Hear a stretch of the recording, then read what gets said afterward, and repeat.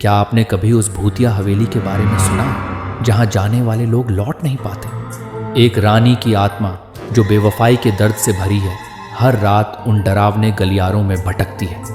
आचार्य धीरज और उनका शिष्य अर्जुन उस आत्मा को शांति देने आए हैं, लेकिन क्या वे इस खौफनाक रहस्य को सुलझा पाएंगे, या क्या वे हवेली के भयानक सच का सामना करते करते खुद को खो देंगे? आइए सुनते हैं इस दिल दहला देने वाली कहानी को। अपने चैनल को सब्सक्राइब करें और लाइक करें। चलिए शुरू करें असली हॉरर कहानी। भूल भुलैया 3 पुराने समय की बात है। एक छोटे से गांव में एक विशाल हवेली थी जिसे लोग भूल भुलैया कहते थे।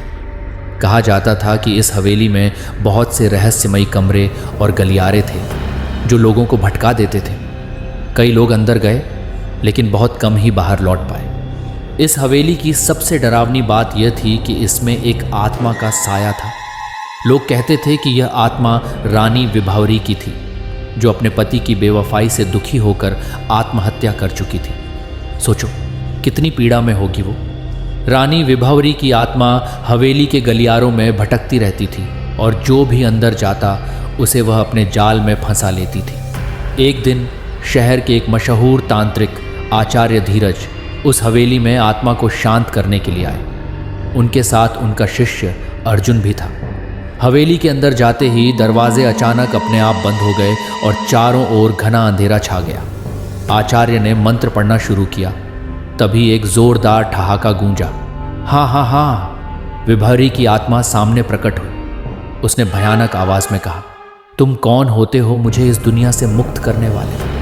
आचार्य धीरज ने कांपते हुए उसे समझाया, रानी विभावरी, तुम्हारी मुक्ति ही तुम्हारी शांति का मार्ग है। लेकिन विभावरी का क्रोध थमने का नाम नहीं ले रहा था। उसने हवेली के दरवाजे खिड़कियों को जोर से हिलाना शुरू कर दिया। पूरे भवन में तेज हवाएं चलने लगीं और ऐसा लगा कि वह हवेली अब गिर ही जाएगी। अचानक अर्जुन ने देखा कि एक पुरानी तस्वीर पर कुछ लिखा हुआ है, मेरी मुक्ति की कुंजी उस धोखेबाज की मौत में है जिसने मुझे छल किया। अर्जुन ने फौरन यह बात आचार्य धीरज को बताई। आचार्य ने अपनी साधना को तेज कर दिया और आत्मा को उसके पति के नाम से संबोधित किया। अचानक हवेली की एक दीवार से विभावरी के पति की परछाई प्रकट हुई। जैसे ही विभावरी ने उसे देखा, उसकी आंखों में आंसू छलक पड़े और वह धीरे धीरे शांत होकर हवेली की दीवारों में समा गई। उस दिन के बाद हवेली को हमेशा के लिए बंद कर दिया गया। कहते हैं रानी विभावरी और उसके पति की आत्मा एक हो गई और वे दोनों अब कभी न लौटने के लिए इस दुनिया से चले गए।